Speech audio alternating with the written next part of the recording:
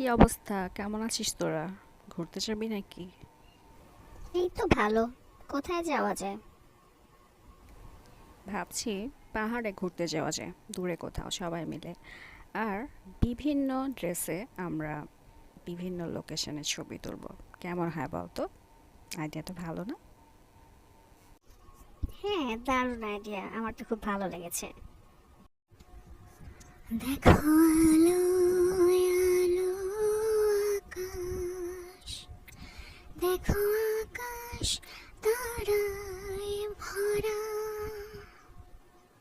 দেখো যাওয়ার পথের পাশে ছোটে হাওয়া